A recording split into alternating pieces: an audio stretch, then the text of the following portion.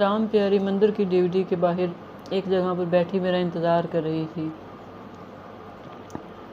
مجھے دیکھ کر اٹھ کھڑی ہوئی اور بڑے ہمدردانہ انداز میں بولی، بابو میں نے تمہیں بڑی تکلیف دی ہے، سوچ رہی ہوں کہ تم مجھے صرف لاری تک چڑھا دو، آگے میں چلی جاؤں گی۔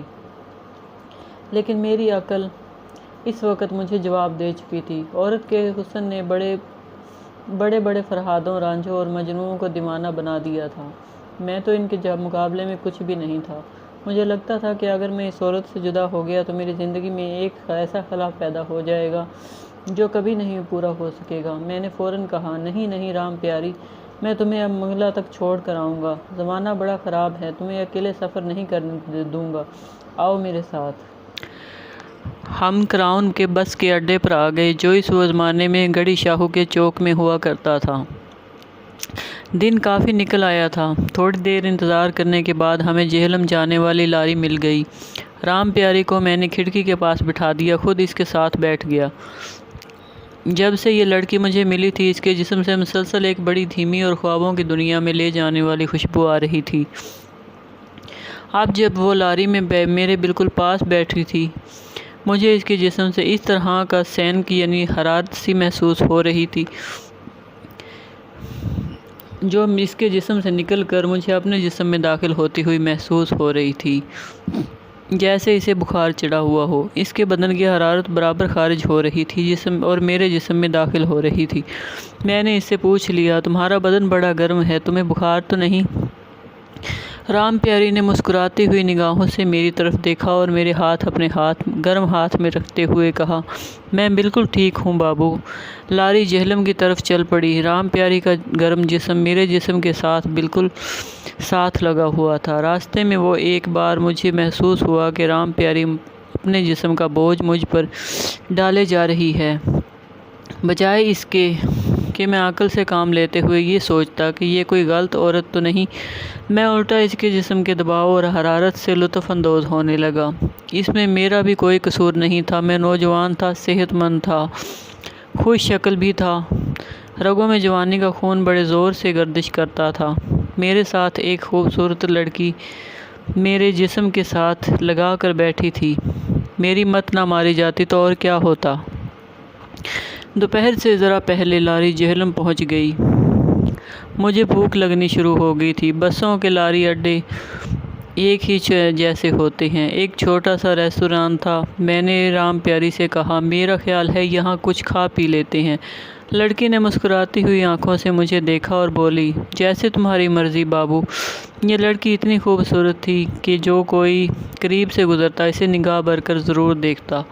کاسنی رنگ کی ساڑی میں اس کا حسن اور زیادہ نکھر آیا تھا۔ ہم ریستوران میں بیٹھ گئے۔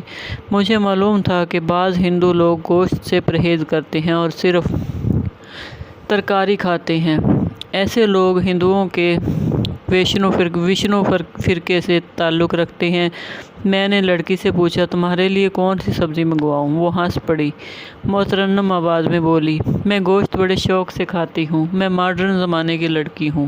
میں نے بھنی ہوئی مرغ کی 2 پلیٹیں منگوا لی، ساتھ تنور کی روٹیاں تھیں، سلاد بھی منگوا لیا۔ ہم کھانا کھانے لگے۔ میں نے محسوس کیا کہ لڑکی کو واقعی گوشت کھانے کا بہت شوق تھا۔ وہ اس طرح مرغی کا گوشت کھا رہی تھی جیسے اسے بڑے عرصے کے بعد گوشت کھانا نصیب ہوا ہو۔ گوشت کھانے کے بعد ہم چائے منگوا کر پینے لگے۔ میں نے لڑکی سے پوچھا، میں حیران ہوں، تم بنارس سے اکیلے کیسے لاہور آ گئی؟ اس نے کہا، لاہور تک میرے ساتھ ایک عورت آئی تھی، مگر اسے آگے سندھ میں جانا تھا۔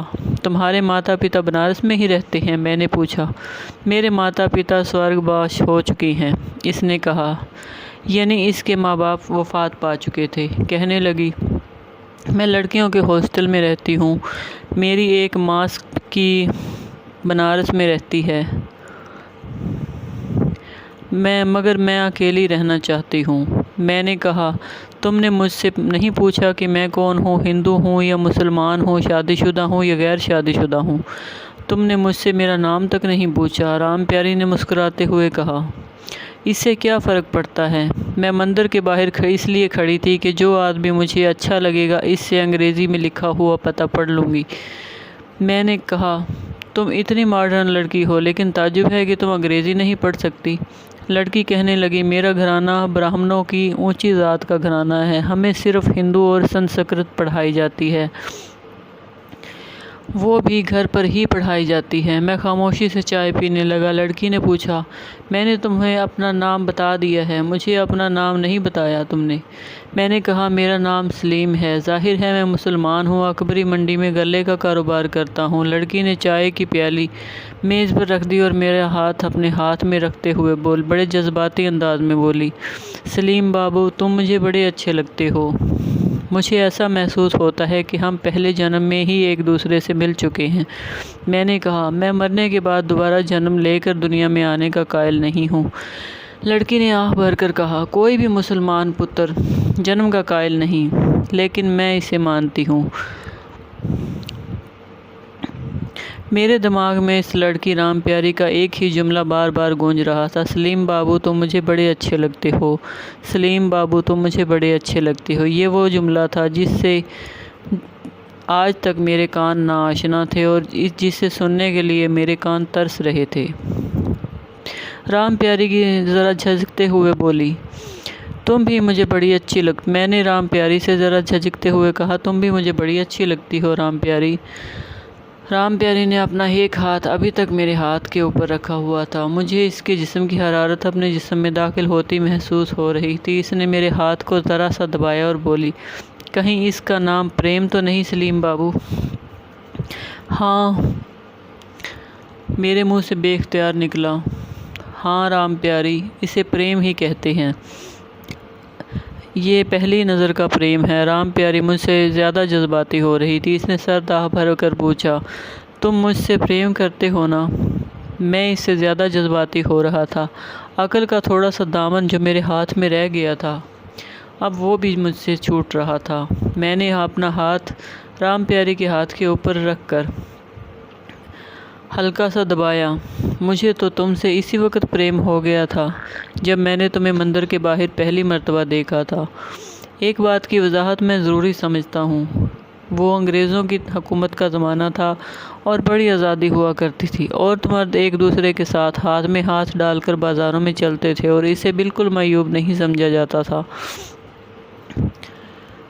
चुनाचा जब मैंने राम प्यारी का हाथ अपने हाथ में लेकर रखा था तो रेस्टोरेंट में बैठे हुए लोगों ने किसी ने हमारी तरफ कोई तवज्जो नहीं दी थी। राम प्यारी ने अपना हाथ मेरे हाथ से खींच लिया और कहने लगी, इस प्रेम का कोई फ़ायदा नहीं सलीम बाबू। तुम मुझे मंगला डैम छोड़कर लाहौर चले आओगे, मैं मंगला मंदिर की यात्रा करके वापस बनारस पहुंच जाऊंगी। फिर न जाने हमारी दोबारा मुलाकात हो या ना हो। इस वक्त मोहब्बत से भरे जज्बात का सैलाब मुझे बहाए ले जा रहा था। मैंने मोहब्बत के समंदर में छलांग लगा दी और मेरी अकल दूर खड़ी मेरा तमाशा देख रही थी। मैंने कहा, राम प्यारी, ये मोहब्बतों के मिलाप हैं। तुम कहाँ पैदा हुई, मैं कहाँ पैदा हुआ, कितने फ़ासले थे हमारे दरमियान में, कितने फ़ासले अब भी हैं, लेकिन तकदीर हमें खींचकर एक दूसरे के करीब ले आई। राम प्यारी ठंडी सांस भरकर बोली, सलीम बाबू, कहीं ऐसा ना हो कि हम आज के बाद दोबारा हमेशा हमेशा के लिए एक दूसरे से जुदा हो जाएं। मैं तो मोहब्बत के अंधे जज्बाती कुएं में उतर चुका था। मैं राम प्यारी से ज़्यादा जज्बाती हो रहा था। मैंने कहा, ऐसा नहीं होगा राम प्यारी, दुनिया ख्वाह कुछ भी कहे, हम अब एक दूसरे से कभी जुदा नहीं होंगे। राम प्यारी का हसीन चेहरा मोहब्बत भरे जज्बात से कमल फूल की तरह खिल गया था। कहने लगी, तो फिर मुझसे वादा करो कि तुम मेरे साथ बनारस जाओगे। वहाँ मेरी एक क्रिश्चियन सहेली का घर है, वो बड़े आज़ाद ख्याल लोग हैं।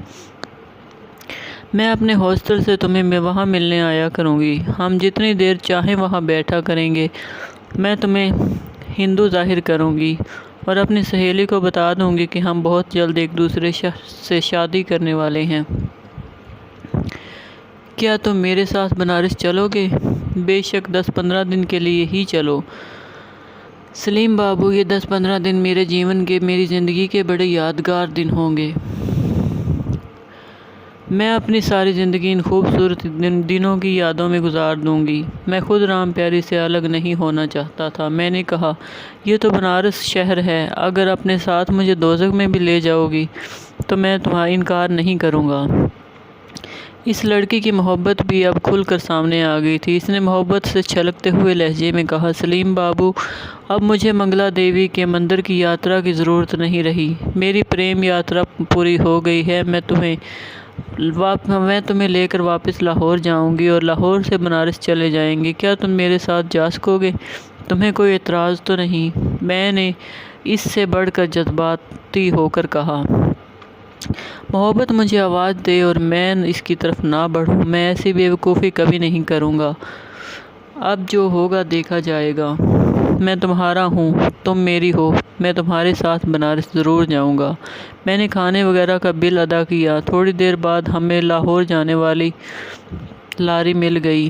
ہم اس میں سوار ہو کر لاہور کی طرف روانہ ہو گئے۔ لاہور پہنچتے پہنچتے ہمیں شام ہو گئی۔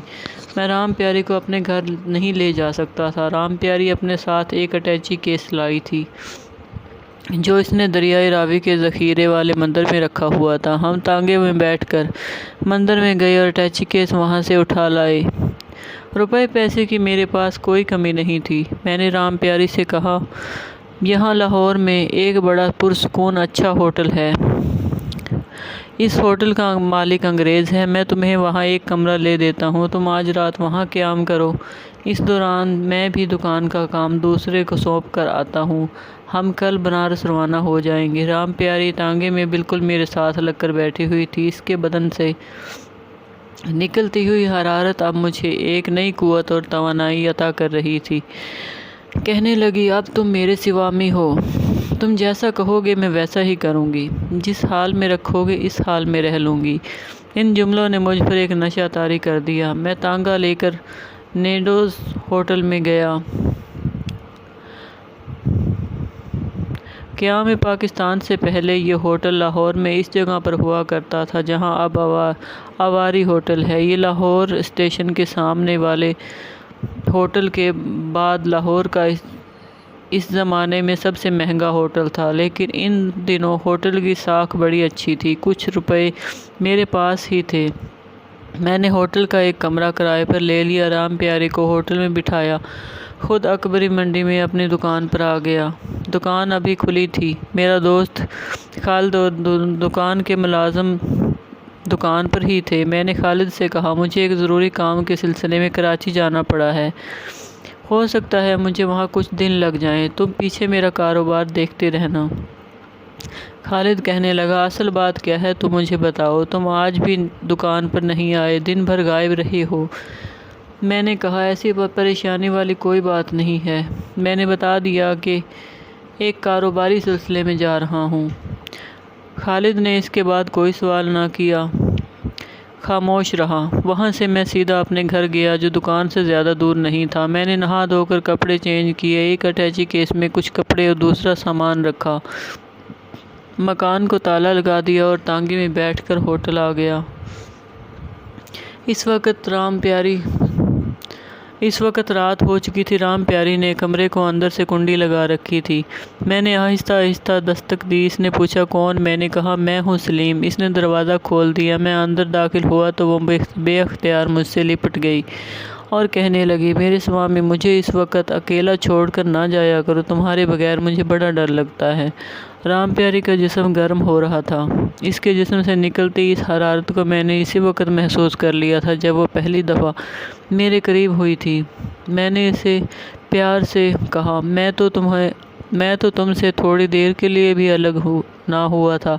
یہ دیکھو، میں اٹیچی کیس لینے گیا تھا، اب تمہارے ساتھ ہی رہوں گا۔ رام پیاری نے میرے گلے میں باہیں ڈال دی اور کہنے لگی، وچن دو کہ تم مجھے چھوڑ کر کبھی نہیں جاؤ گے۔ اس وقت میرے دماغ پر محبت کا جن سوار تھا اور پھر وچن دینے یعنی وعدہ کرنے میں کوئی قباحت بھی نہیں تھی۔ میں نے کہہ دیا، میں وچن دیتا ہوں تم رام پیاری کہ تم سے کبھی الگ نہیں ہوں گا۔ وہ دیوانہ وار مجھ سے چمٹ گئی۔ نوجوان لڑکی تھی، ایسا متناسب جسم اور جسم کے دلکش خطوط جو رام پیاری کے تھے میں نے کبھی کسی عورت کے نہیں دیکھے تھے۔ ایسا لگتا تھا کہ بنانے والے نے اسے بڑی محنت سے بنایا ہے۔ دروازے پر دستک ہوئی۔ میں نے جلدی رام پیاری کو الگ کیا۔ وہ اپنی ساڑی ٹھیک کرتے ہوئے صوفے پر بیٹھ گئی۔ میں نے دروازہ کھولا۔ ہوٹل کے بیرے نے اندر آ کر پوچھا، صاحب کھانا کس وقت کھائیں گے؟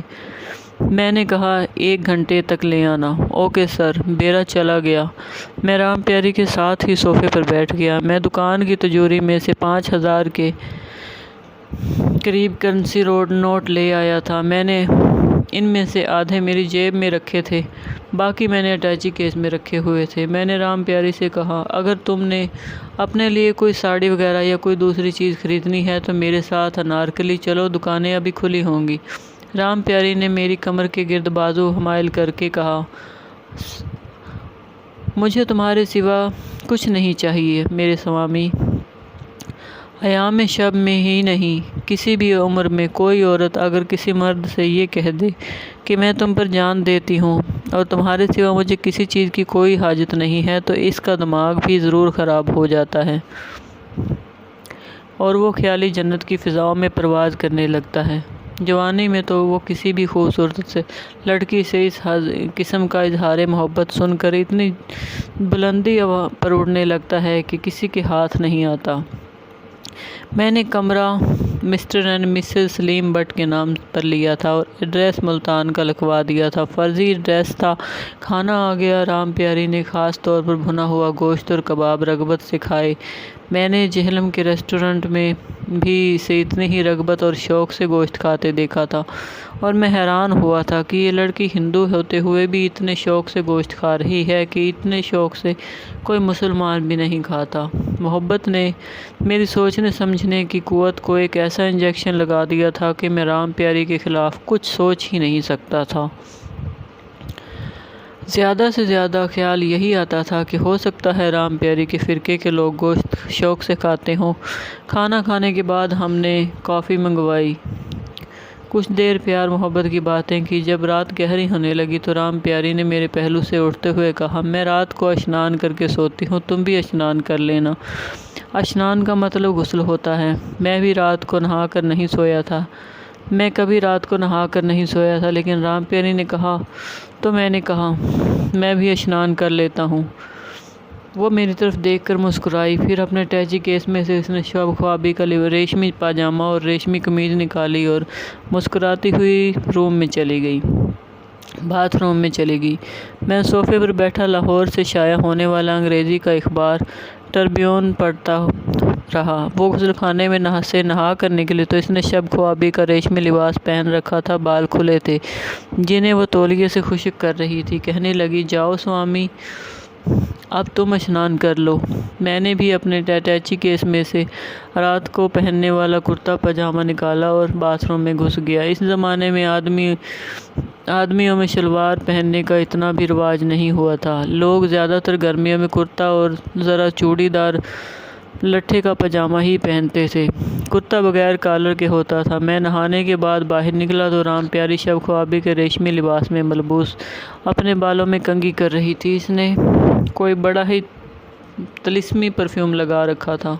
کمرہ اس پرفیوم کی دھیمی دھیمی خوشبو سے مہک رہا تھا۔ میں اس کے پاس بیٹھ گیا تو اس نے پوچھا، یہ کون سی خوشبو تم نے لگائی ہے؟ یہ ایوننگ ان پیرس نہیں لگتی؟ اس زمانے میں سب سے مشہور پرفیوم ایوننگ ان پیرس ہی ہوا کرتی تھی۔ رام پیاری نے کہا، یہ میری ایک سہیلی نے امریکہ سے بھیجی تھی۔ سنگھار میز پر اس کی شیشی ہے، تم بھی جا کر لگا لو۔ میں نے اٹھ کر سنگھار میز کے پاس گیا۔ وہاں کریم اور پاؤڈر کی شیشیوں کے علاوہ گہرے سبز رنگ کی چھوٹی سی گول شیشی پڑی تھی جس کے باہر ہوا میں اڑتی ہوئی کسی پری کی تصویر بنی ہوئی تھی۔ میں نے اس کا ڈھکن اٹھا کر کھولا اور سونگھا۔ بڑی گہری اور پراسرار سی خوشبو تھی۔ میں نے تھوڑی خوشبو لگائی اور واپس صوفے پر آ کر بیٹھ گیا۔ میز پر ایک پلیٹ میں سنگترے اور 2-4 سیب پڑے تھے۔ چھری بھی ساتھ ہی پڑی تھی۔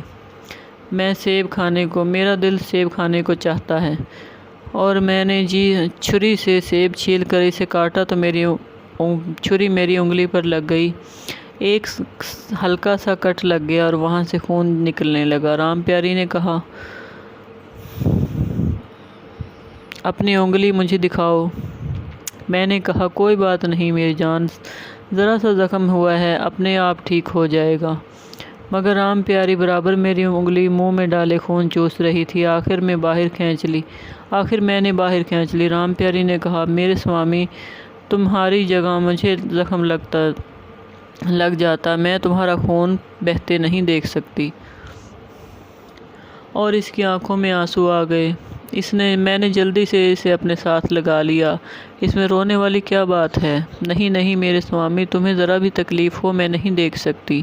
میری انگلی جہاں پر چھری لگی تھی، پھر تھوڑا سا خون ابھر آیا تھا۔ رام پیاری نے جلدی سے میری انگلی دوبارہ منہ میں ڈال لی اور خون چوس لیا۔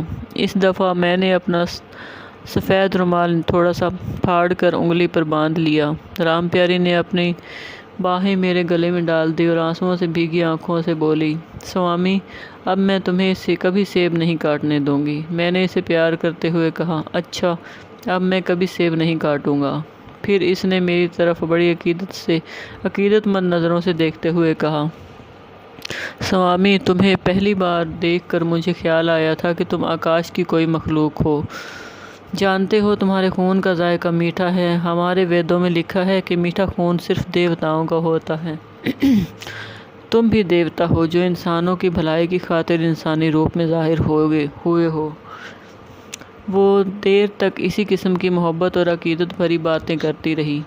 جب کمرے میں لگے ہوئے کلاک نے رات کا 1 بجایا تو میں نے کہا، رام پیاری، جاؤ تم جا کر پلنگ پر سو جاؤ، مجھے بھی نیند آ رہی ہے۔ میں یہاں صوفے پر سو جاؤں گا۔ رام پیاری نے تو کانوں کو ہاتھ لگانے لگی۔ تم دیوتا سمان ہو سوامی، کیسے ہو سکتا ہے کہ میں پلنگ پر سوؤں اور تم صوفے پر لیٹ کر رات گزارو؟ نہیں، مجھ سے یہ مہا پاپ نہیں ہوگا۔ تم پلنگ پر سوؤ گے، میں تمہارے قدموں میں بیٹھ کر ساری رات تمہارے پاؤں دباؤں گی۔ میں نے ایسا ہی کیا۔ مجھے اٹھا کر وہ زبردستی پلنگ پر لیٹا گئی اور اپنا اوپر پتلا سا ریشمی کپڑا ڈال دیا۔ خود پلنگ کی پائیتی پر بیٹھ کر میرے پاؤں دبانے لگی۔ میں نے اسے بہت منع کیا، پاؤں بھی اب پیچھے کھینچے، اسے سمجھایا بھی کہ تم میرے پاؤں دباتی رہو گی تو مجھے نیند نہیں آئے گی، مگر اس نے میری ایک نہ سنی اور میرے پاؤں دباتی رہی۔ رام پیاری جس محبت اور نرمی سے میرے پاؤں دبا رہی تھی، اس سے مجھے بڑا سکون پہنچ رہا تھا۔ میں واقعی سو گیا، مجھے کچھ ہوش نہ رہا۔ خواب میں دیکھتا ہوں کہ خوبصورت محل کے باغیچے میں سے گزر رہا ہوں، رنگ برنگ کے پھول کھل رہے ہیں۔ میں سرخ پھول توڑنے کے لیے آگے ہاتھ بڑھاتا ہوں کہ اچانک جھاڑیوں میں سے ایک کالی سیاہ موٹی تازی بلی اچھل کر میری انگلی اپنے منہ میں دبوچ لیتی ہے اور میں چیخ مار کر پیچھے ہٹتا ہوں اور میری آنکھ کھل جاتی ہے۔ آنکھیں کھولتے ہی میں نے دیکھا کمرے کی بتی جل رہی تھی اور رام پیاری میرے ساتھ لیٹی ہوئی تھی۔ اس نے میری زخم والی انگلی منہ میں ڈال رکھی تھی۔ میں نے ہاتھ کھینچ لیا۔ یہ کیا کر رہی ہو رام پیاری؟ رام پیاری میری انگلی پر صاف کپڑے کی پٹی لپیٹتے ہوئے کہنے لگی، سوامی، تمہیں تو پتہ ہی نہیں تھا، تمہاری انگلی سے پھر خون بہنے لگا تھا۔ میں نے پٹی باندھ دی ہے، کل تک آرام آ جائے گا۔ میرے دل میں کوئی دوسرا خیال نہ آیا۔ میں یہی سوچنے لگا کہ یہ لڑکی مجھ سے کتنا پیار کرتی ہے۔ کاش یہ مسلمان ہوتی تو میں اس سے شادی کر لیتا۔ اس کے بعد وہ میرے ساتھ لپٹ گئی۔ صبح اٹھا تو رام پیاری پہلے سے نئی ساڑی پہن کر صوفے پر بیٹھی اخبار پڑھ رہی تھی۔ مجھے دیکھ کر اس نے اخبار پرے رکھ دیا اور جلدی سے پلنگ پر آ کر میرے ہاتھ میں اپنا ہاتھ ڈال کر سر جھکا کر میرا نام لیا اور میرا ماتھا چوم لیا۔ کہنے لگی، سوامی، منہ ہاتھ دھو لو۔ میں اٹھ کر باتھ روم چلا گیا۔ منہ دھونے کے لیے میں نے انگلی پر سے پٹی کھولی تو یہ دیکھ کر حیران رہ گیا کہ میری انگلی پر زخم کا معمولی سا نشان بھی باقی نہیں رہا تھا۔ میں دیکھ کر حیران رہ گیا۔ الٹ پلٹ کر غور سے دیکھا، انگلی اس طرح صاف تھی جیسے اس پر کبھی زخم لگا ہی نہیں تھا۔ میں نے باہر آ کر رام پیاری کو اپنی انگلی دکھائی اور کہا، دیکھو رام پیاری، تمہارے سامنے میری انگلی چھری سے کٹ گئی تھی، تم نے خون بھی چوس لیا تھا اور پٹی بھی باندھ دی تھی، مگر انگلی پر زخم کا کوئی نشان نہیں ہے۔ رام پیاری نے بڑی محبت سے میرے ہاتھ اپنے ہاتھ میں لے کر انگلی کو دیکھا اور ہاتھ باندھ کر سر جھکا دیا اور بولی، مہاراج آپ واقعی اندر لوک دیوتا ہیں۔ ویدوں میں صرف صاف لکھا ہے کہ دیوتاؤں کو اگر کوئی زخم لگ جائے تو جسم پر اس کا کوئی نشان باقی نہیں رہتا۔ مہاراج آپ واقعی اندر لوک کے دیوتا ہیں۔ میرا اس قسم کی باتوں پر کوئی یقین نہیں تھا۔ میں کسی دیوتا کو نہیں مانتا تھا، لیکن اس بات پر حیران ہوا کہ زخم انگلی کا کیسے غائب ہو گیا۔ پھر یہ سوچ کر اپنے آپ کو مطمئن کر لیا کہ معمولی سا کٹ تھا، ہو سکتا ہے رات میں نشان غائب ہو گیا ہو۔